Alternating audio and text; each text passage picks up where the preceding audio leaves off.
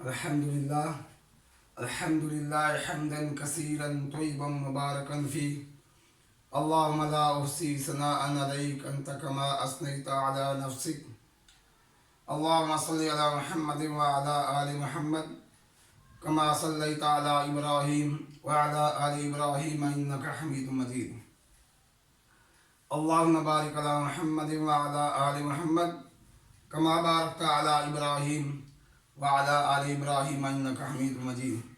Dear students, السلام علیکم ورحمۃ اللہ وبرکاتہ.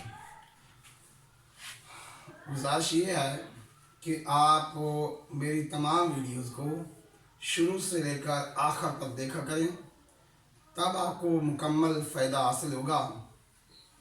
تو آج ہماری ویڈیو لانگ کویسچن سورۃ العنکبوت پر ہے. سورۃ العنکبوت، اس کا لانگ کویسچن آپ نے کیسے تیار کرنا ہے. فرسٹ آف آل آپ ہیڈنگ دیکھیں، پریزنٹیشن دیکھیں، تعارف کی ہیڈنگ، وجہ تسمیہ، خلاصہ، مضامین نے پھر سب ہیڈنگ، سورت کا نزول، مشرکین مکہ کا ظلم و ستم، صبر کی تلقین، انبیاء کی زندگی بطور مثال. یہ آپ کی سب ہیڈنگ ہوں گی مضامین کی کہ اس میں کون سے مضمون ہیں. پھر آخر میں علمی اور عملی نکات تحریر کریں گے، وہ آپ پوائنٹس میں لکھیں گے، اس کے بلٹس بنائیں گے، اور اس طریقے سے آپ کی بہت اچھی پریزنٹیشن بن جائے گی. تو اب ہم بات کرتے ہیں کہ ہم نے اس میں لکھنا کیا ہے. سب سے پہلی ہیڈنگ تعارف، کہ اس صورت کا تعارف کرائیں گے ہم کہ یہ مکی صورت ہے اور اس میں آیات 69 ہے، 69 آیات ہیں. پھر وجہ تسمیہ کہ اس کا نام عنکبوت کیوں رکھا گیا ہے. اس کی آیت نمبر 41، آیت نمبر 41 میں لفظ عنکبوت آیا ہے جس کا معنی ہے مکڑی. کیوں کہا؟ مشرکین کو کہا گیا اے مشرکو، اے اللہ کو چھوڑ کر غیروں کو پکارنے والوں، غیروں کی پوجا کرنے والوں، غیروں کے سامنے جھکنے والوں، تمہاری مثال اس مکڑی کے جالے کی ہے. کتنا کمزور گھر ہے. فرمایا وَإِنَّ أَوْهَنَ الْبُيُوتِ لَبَيْتُ الْعَنْكَبُوتِ، سب گھروں میں کمزور ترین گھر مکڑی کا گھر ہے. تو اے مشرکو اور غیر اللہ کی پوجا کرنے والوں، تم نے کس کو الہ بنا لیا؟ یوں سمجھو کہ تم نے مکڑی کے جالے کو پکڑا ہوا ہے.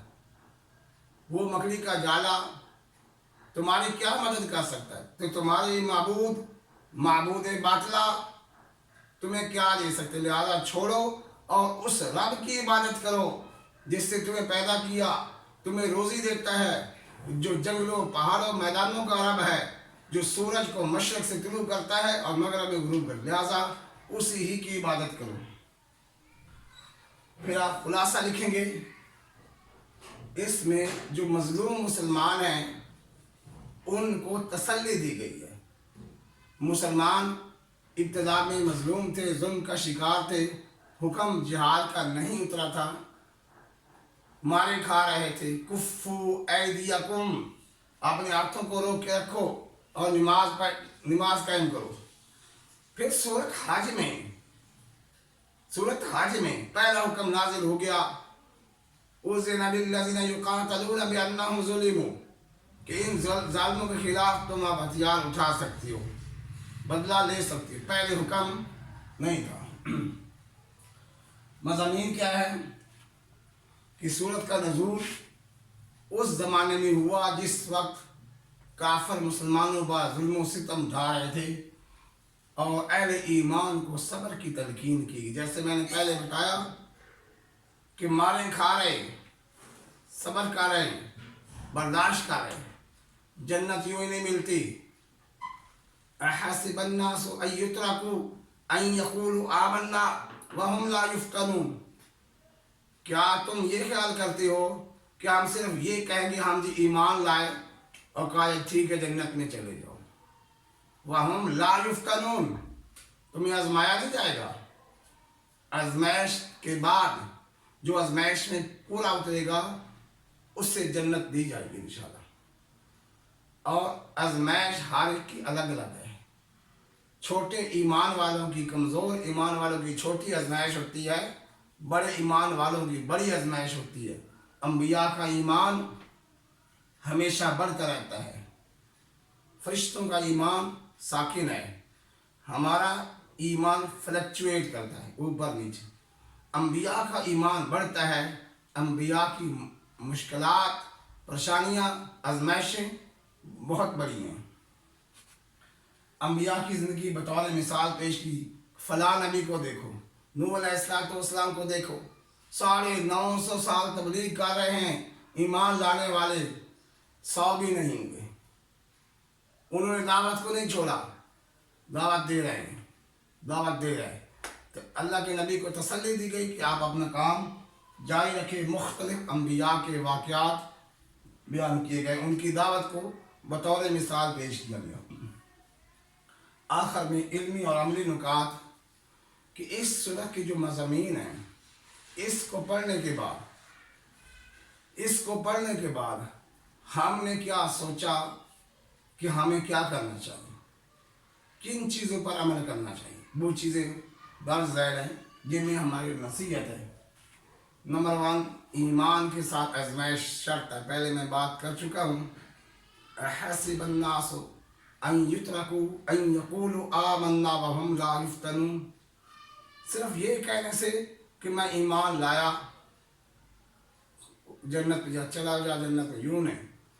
ایمان کے بعد آزمائشیں ہیں۔ دیکھو بیٹا، یہ جو نماز ہے یہ بھی آزمائش ہے، آزمائش ہے۔ تلاوت کرنا مشکل لگتا ہے، آزمائش کا مطلب ہے کہ یہ آپ کا ٹیسٹ ہے۔ آپ دیکھیں، نماز پڑھنا مشکل ہے، تلاوت کرنا مشکل ہے، نیک اعمال کرنا مشکل ہے، لیکن جو جمع رہے گا ثابت قدمی کے ساتھ اس کے لیے انشاءاللہ جنت ہے۔ اگلا پوائنٹ ہے کہ اللہ کو ہماری عبادت کی حاجت نہیں، کہ اللہ چاہتے ہیں کہ بندے عبادت کریں تو اپنے لیے، اپنے فائدے کے لیے عبادت کریں۔ اللہ کو ہماری حاجت کی ضرورت نہیں ہے۔ کیوں؟ اللہ بے پرواہ ہے، پوری مخلوق اللہ کی نافرمانی کرنا لگ جائے، اللہ کی بڑائی میں کمی نہیں آتی۔ عبادت کرتے ہیں تو اپنے فائدے کے لیے، ہمارا فائدہ ہے اس میں۔ ایک اور مشرک کی مثال مکڑی کے جالے کی سی ہے۔ کیا سبق ہے؟ مشرکانہ افعال چھوڑ کے ایک اللہ کو پکاریں، ایک اللہ کو پکاریں، پھر ہی ہم دنیا اور آخرت میں کامیاب ہو سکتے ہیں۔ اللہ کو چھوڑ کر پکاریں گے تو یوں سمجھے ہم بھی مکڑی کے جالے کو پکڑ رہے ہیں، جو ہمارے نہ نفع کا مالک نہ نقصان کے مالک۔ اللہ کے لیے ہجرت کرنا بڑی نیکی ہے، اللہ کے لیے ہجرت کرنا بڑی نیکی ہے۔ جس وقت تک جہاد فرض نہیں تھا اس وقت سب سے بڑی نیکی ہجرت، اللہ کے دین کے لیے ہجرت کر دیں۔ دیکھیں، مسلمانوں نے ہجرت حبشہ کی ہے، ہجرت مدینہ ہے۔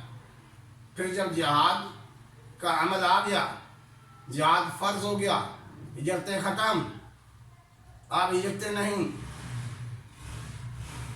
5 ہجری میں غزوہ خندق ہوا، اللہ کے نبی صلی اللہ علیہ وسلم خندق کھود لی، مسلمانوں نے دفاع کیا، کافر حملے کے لیے آئے، محاصرہ رہا، خندق کھودی۔ جنگ جب ختم ہوئی، اللہ کے نبی نے اعلان کیا، بس اب ہم یہ صورتحال اختیار نہیں کریں گے، اب دشمن کو یہاں آنے کی ہمت نہیں ہوگی، اب ہم جائیں گے، اب ہم جائیں گے۔ 7 ہجری غزوہ تبوک، 7 ہجری میں غزوہ خیبر ہوا، مسلمان گئے۔ 8 ہجری فتح مکہ، مسلمان گئے۔ 8 ہجری غزوہ حنین، مسلمان گئے۔ 9 ہجری غزوہ تبوک، مسلمان گئے، وہاں گئے۔ کافروں کی ہمت نہیں ہوئی۔ یہ ہے طاقت جہاد کی، یہ جہاد کی طاقت ہے۔ تو یہاں بات ہجرت کی ہو رہی ہے کہ ہجرت بہت بڑی نیکی ہے۔ تو آگے پوائنٹ ہے کہ رزق کے سلسلے میں اللہ پر امید رکھنی چاہیے، رزق بھی اللہ ہی دیتا ہے۔ اور ہمیں ہر مشکل میں اللہ ہی کو پکارنا چاہیے. تو آج کے یہ ہیں آج کے یہ مین پوائنٹ ہیں جو ہم نے ڈسکس کر لیے ہیں. تو میں پہلے بھی آپ کو یہ کہتا ہوں کہ صرف رٹا سے کام نہیں چلے گا. چیز کو سمجھیں، چیزوں کو سمجھیں اور ان پر عمل کی نیت کریں. جب تک عمل نہیں ہوگا صرف پڑھائی، اس پڑھائی کو لکھ دیا آپ نے، پیپر کے اوپر لکھ کے چھاپ دیا، نمبر بھی لے لیے، چیزوں پر عمل نہیں ہوا، کچھ نہیں ہوا. اصل عمل ہے. عمل کے بغیر پڑھائی ٹھیک نہیں ہے. میرے جو اس کا چینل کا نام ہے نالج ود اسکلز. کیا مطلب کہ آپ علم جو حاصل کر رہے ہیں، جو اسٹڈی کر رہے ہیں، اس کے ساتھ آپ کے پاس اسکلز ہیں تو پھر آپ اس دنیا کے اندر بھی اپنا مقام بنا سکتے ہیں. اور اگر اسکلز نہیں ہیں، بڑی ڈگریاں حاصل کر لی ہیں، اسکلز نہیں ہیں، تو بیٹا وہ ڈگریاں اتنی کامیاب آپ کو نہیں کریں گی جب تک آپ کے ہاتھ میں اسکلز نہیں ہیں. چیزوں کو سمجھیں، سیکھیں اور پھر عمل کریں. اللہ تعالیٰ مجھے اور آپ کو عمل کی توفیق عطا فرمائے.